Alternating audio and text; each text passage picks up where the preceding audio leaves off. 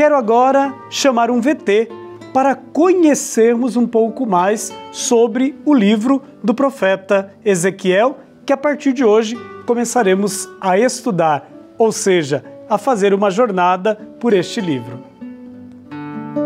Neste mês de setembro, mês da Bíblia, adentramos um novo estudo em nossa jornada bíblica. Vamos iniciar nossos estudos sobre o livro do profeta Ezequiel. O mês da Bíblia, iluminado pelo lema "Porei em vós meu espírito e vivereis", nos convida à reflexão sobre o testemunho do profeta Ezequiel, respondendo ao convite feito pelo Papa Francisco à preparação para o Jubileu de 2025.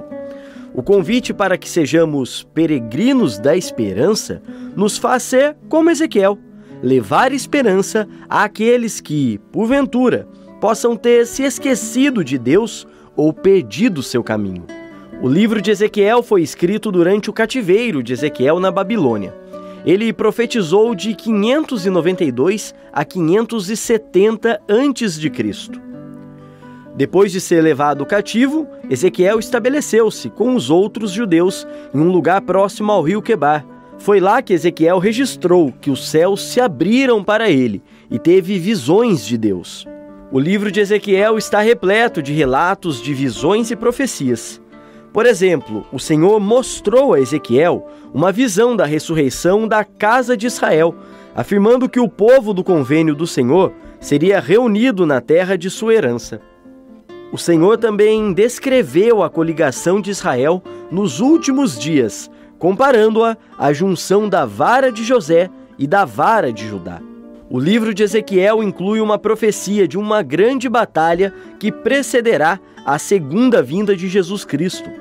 E também contém uma descrição de um templo que será construído em Jerusalém nos últimos dias.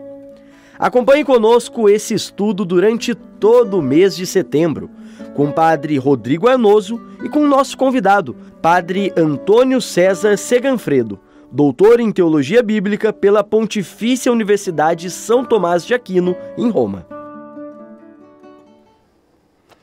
Acabamos de conhecer, de sermos introduzidos no livro do profeta Ezequiel. E claro, hoje daremos início a uma nova jornada, conhecendo as profecias que o profeta registra nesta obra tão importante. Obra tão importante que a Igreja no Brasil, neste ano, escolheu este livro para que toda a comunidade cristã católica possa se debruçar sobre este livro e entendê-lo no seu conjunto e depois também aplicá-lo no cotidiano das nossas comunidades. E aqui no nosso programa, nós não fazemos uma jornada sozinhos. Nós sempre contamos com um especialista em Sagradas Escrituras que nos ajuda a conhecer as entrelinhas do livro que queremos estudar. E neste mês, vamos contar mais uma vez com a participação do professor doutor Antônio César Seganfredo, a quem damos as boas-vindas aqui no nosso programa. Bem-vindo, Seganfredo. Olá, Padre Rodrigo, é uma alegria estar novamente aqui contigo e também com todas as pessoas que acompanham a Jornada Bíblica. Obrigado pelo convite. O professor Seganfredo, então, ele vai nos ajudar a conhecer este livro. E para início de conversa, nós precisamos entender, ao estudarmos um livro do Antigo Testamento, entender o contexto que este livro nasce, como o livro ele foi redigido, como o livro é formado. Por isso, Padre Seganfredo, qual é o contexto do livro do profeta Ezequiel? Então, Padre Rodrigo, o contexto do livro do profeta Ezequiel é aquele do exílio na Babilônia. O povo de Judá, o povo de Jerusalém, levado para o exílio na Babilônia. E como você mesmo dizia, o contexto é fundamental para que nós possamos compreender um livro. E num livro como aquele do profeta Ezequiel, mais ainda, como todos aqueles que peguem o livro na mão poderão perceber. Então, o contexto é o seguinte: O antigo reino do norte, reino de Israel, já tinha sido destruído em 722 a.C. pelo Império da Assíria. O reino do sul, Judá, que era aquele que tinha permanecido, no finalzinho do século VI, ele também irá cair sob o poder de um grande império. Não mais o Império da Assíria, mas dessa vez o Império da Babilônia. Estamos sempre nesse contexto onde os grandes impérios da região desejam então dominar toda a região. E no momento em que a Babilônia ela domina o pequeno reino de Judá, ela envia no ano 597, o seu rei Joaquim, o jovem rei Joaquim, e grande parte, enfim, os seus oficiais, os seus escribas, os seus sacerdotes, o imperador Nabucodonosor da Babilônia os envia então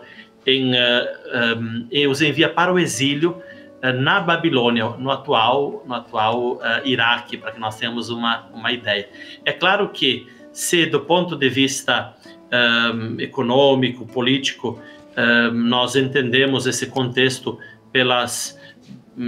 pelo subir ao poder, por exemplo, do grande império da Babilônia, do ponto de vista religioso, o povo de Judá, o povo de Israel, e o profeta Ezequiel, então, leem esse exílio como uma consequência do pecado do povo, da idolatria, da injustiça do povo. Enfim, numa frase, o contexto é aquele do exílio da Babilônia. O povo de Judá, da sua capital Jerusalém, vai para o exílio na Babilônia. Contextualizados no livro do profeta Ezequiel, é importante que a gente conheça a estrutura deste livro. Qual é a estrutura, então, do livro do profeta Ezequiel?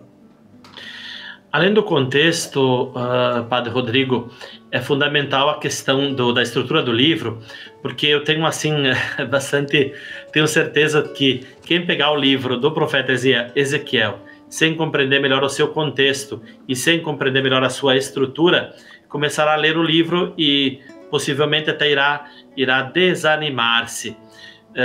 Por isso que nós estamos então agora aqui também oferecendo essas chaves de leitura.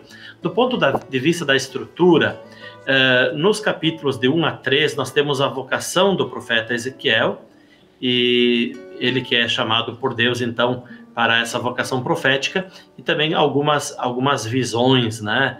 Algumas visões. Porém, depois do capítulo 4 até o capítulo 32, nós temos capítulos com oráculos contra. No caso do capítulo 4 até o 25, oráculos contra Jerusalém.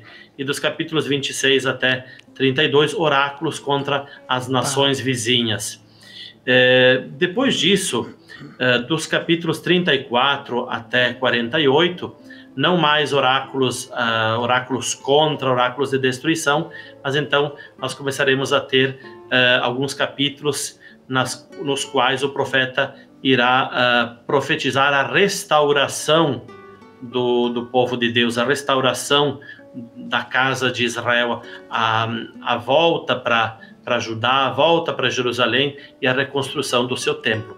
E nesse sentido, especialmente dos capítulos 40 a 48, o profeta Ezequiel, então, ele tem essa visão e sonha com a reconstrução de Jerusalém, do seu templo, que fora destruído pelos babilônios, e toda a restauração e toda a reconstrução do templo, a recolocação de toda a questão dos sacerdotes, a reinstalação do culto.